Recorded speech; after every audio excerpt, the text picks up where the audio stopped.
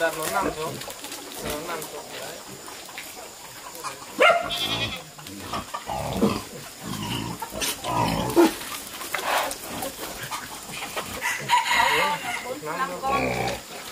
Một con nữa nhỉ?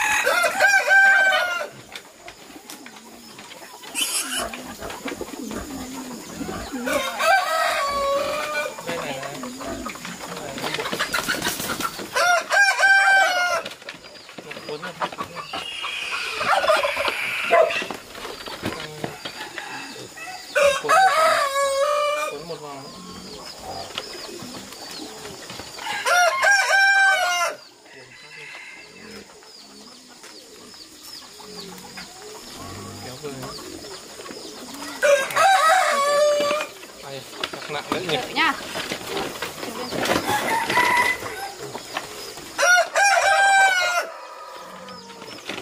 Xếp hàng này. Bây giờ nó khác ở. Có cần lấy chùm không? Đi nhá. Vâng.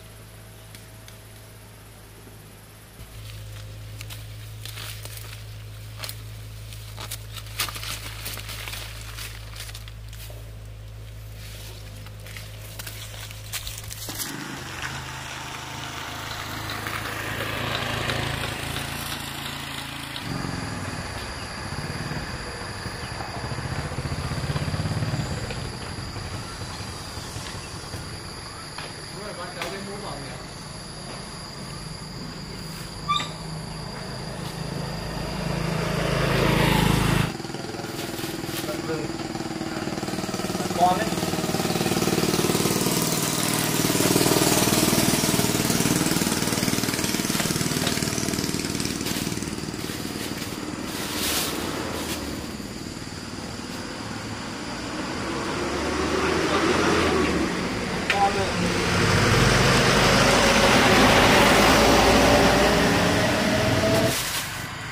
Cái loại này cũng được.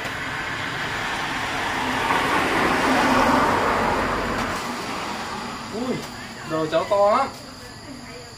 Cái này không vừa. Ôi, cái này gây đen đen rồi.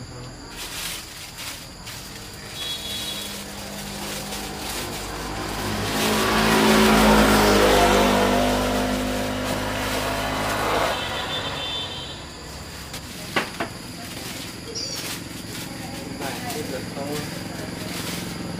Gói được thật thế.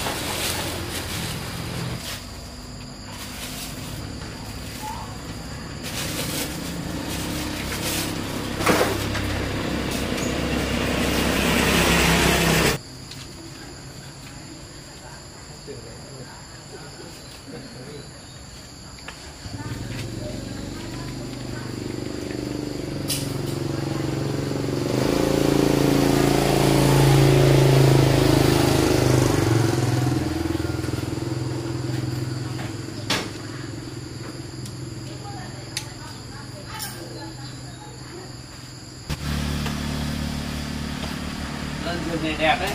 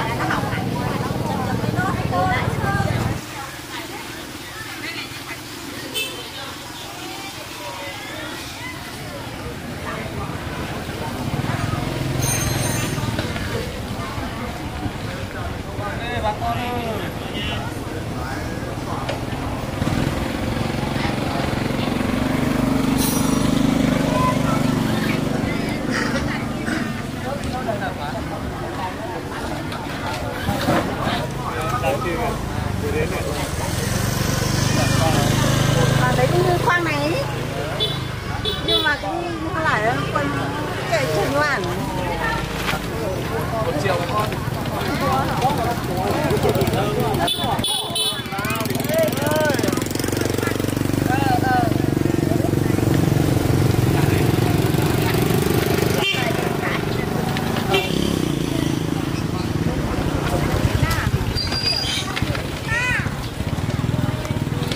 cầm viên cái đó hám lăng dạng giáo vậy vậy.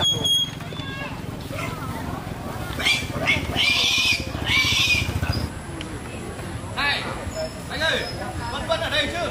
Đây mà. Vân đây nhá. Để quay lại nhá. Quay lại xem.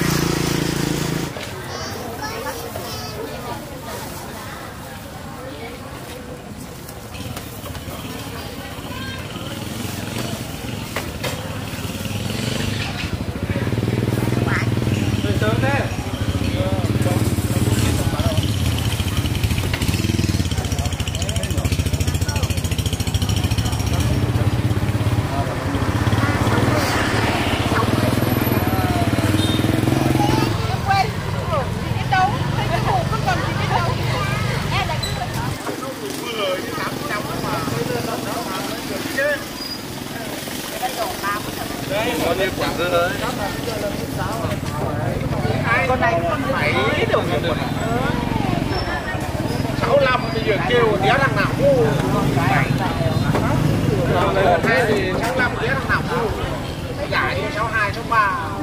bao nhiêu con này? Anh ao liều lúc kia đặt này là cái biết à? Hả? Vâng. Đấy cái là một cái biết à? Để cải lông à?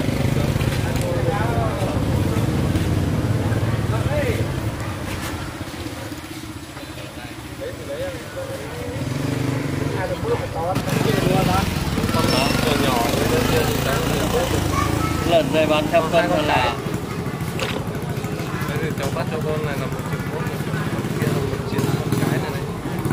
Được.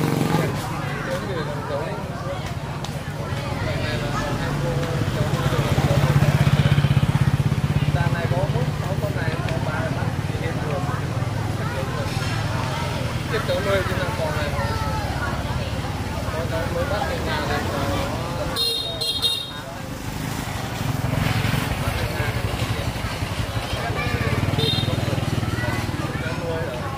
thấy con này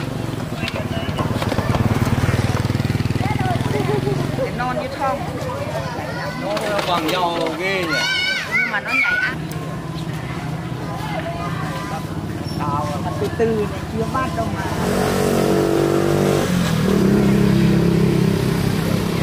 Con mẹ nó là em 2 rồi, em 2. Nhưng mà nguyên là cũng là em 1 là mình không nuôi của nó đâu. Nó phá lắm rồi, nó quấy. Quấy phải hơi lai lai một tí.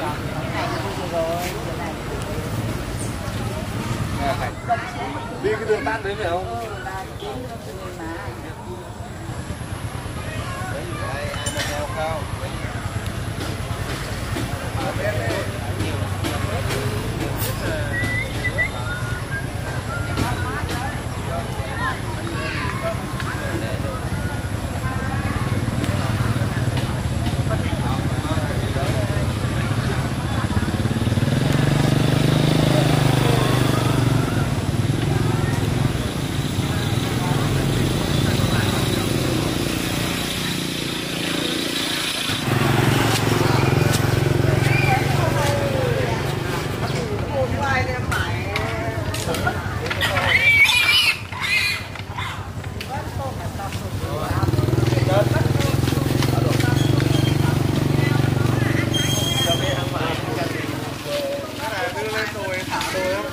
bắt là về thì rất là vừa.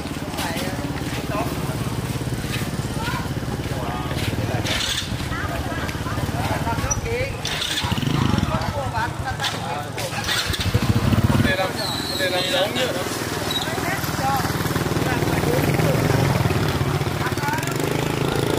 Cái chân con này nó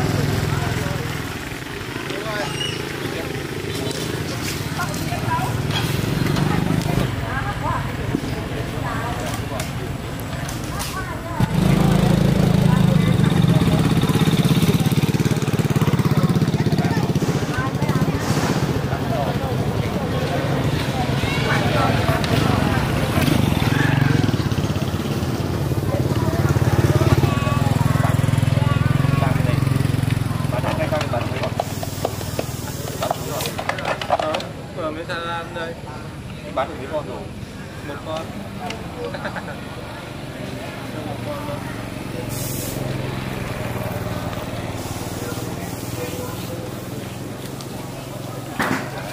Bắt 3 con 3 triệu.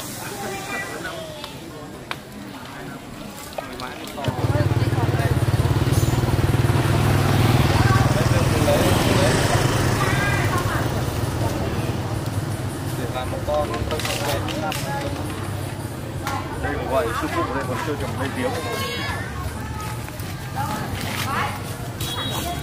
Không quay cái nết ăn đi đúng của nó. Thế là túi lên chưa?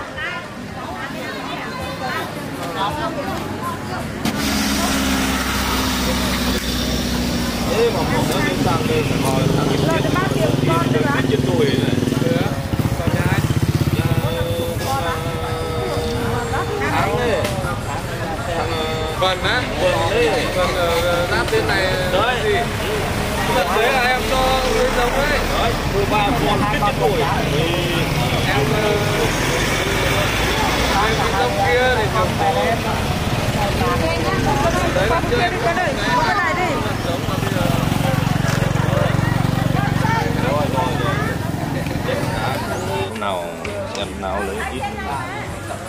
kia nuôi đâu Có 5 con mà. rộng Không, anh giao hẳn cái khu mấy nghìn cơ, mấy nghìn cái vuông cơ. Nhưng mà ngược lại một điều là hôm vừa rồi là vừa dùng cái tiền làm cái lán để lấy cảnh à? Chỗ nào anh tăng được.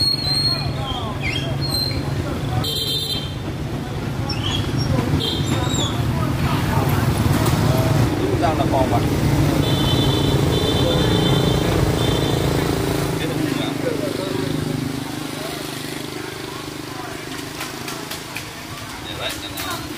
Cho vào đấy á?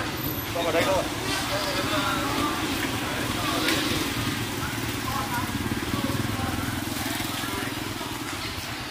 Ở nhà không chăn cám đâu thì chăn vớ vẩn thôi gì? Chăn vớ vẩn lá chuối với chuối rừng với ngô thôi. Lần này mà chăn cám kia thì tiền đâu mà mua đủ ăn.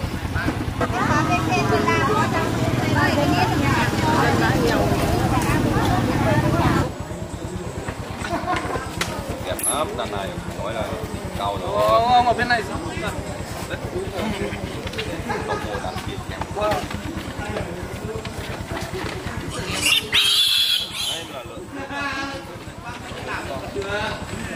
Con này không bắt con này cho nó.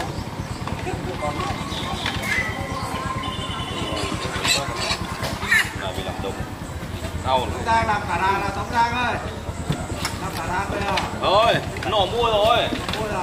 Tổng cộng mỗi tháng làm 120. Có từ từ để tôi buộc vào đây. Con này sáng nay không để ý nữa, tỉa. Ông mấy con kể cả mấy con tôi bắt của ông này đây này, con cái này tôi phải là tôi nuôi nhau đâu mà. Anh em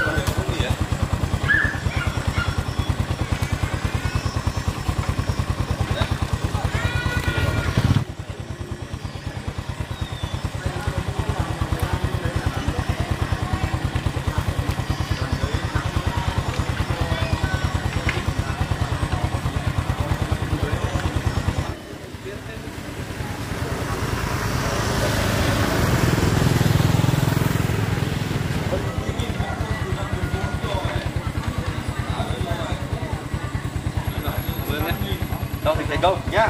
Chúc anh em lúc nào cũng Có nhiều lần để bán. cứ ngon cho tôi là được. Đây là của ông mấy con.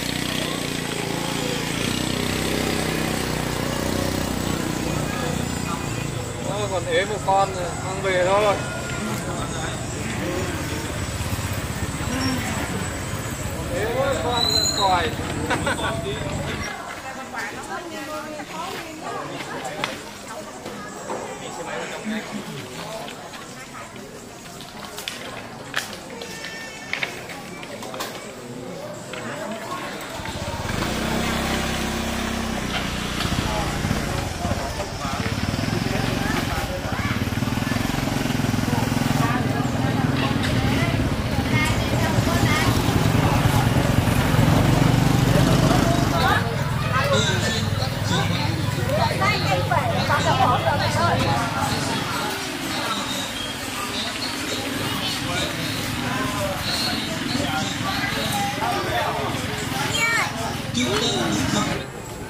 Có 2 con cá.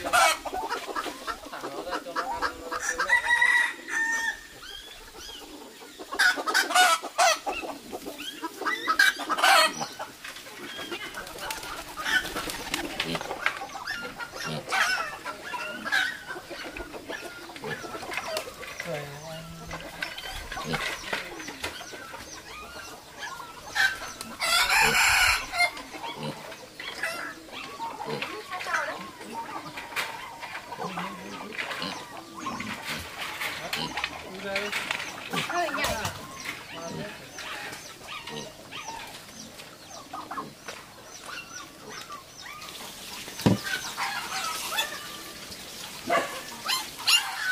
Nóng quá. Anh ngồi ngồi đây. Đưa thuốc cho anh.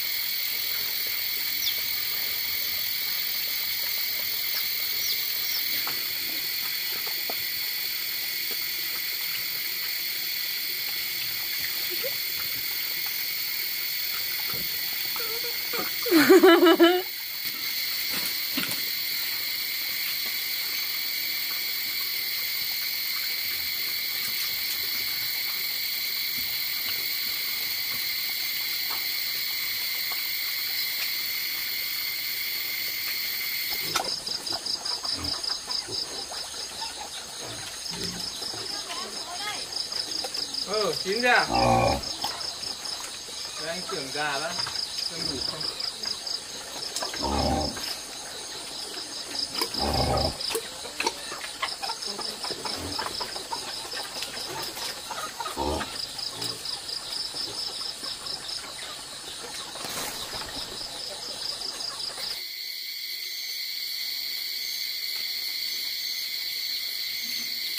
Đến ra được. Kiểu thiếu 2 con. Như đằng gà rừng nó ngủ ở đâu ấy. Tao có ăn đến được. Con đi ngủ ở trên ngọn cây thôi. Ăn đi.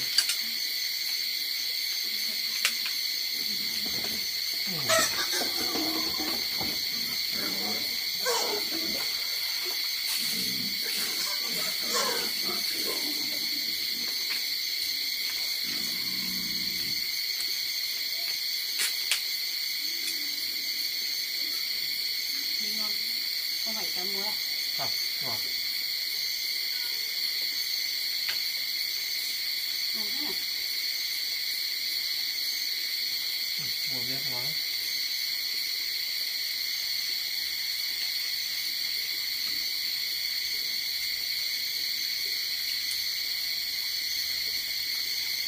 Hôm nay gọi ăn cay đấy.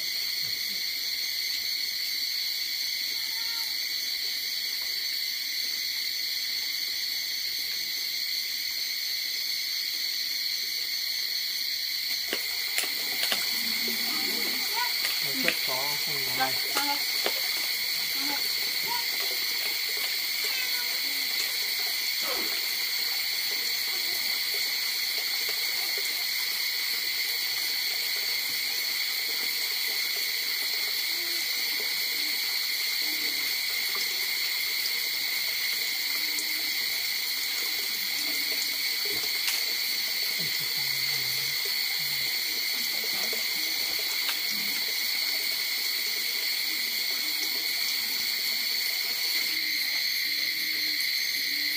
Không mà củ cải luôn nó. Nó ăn không?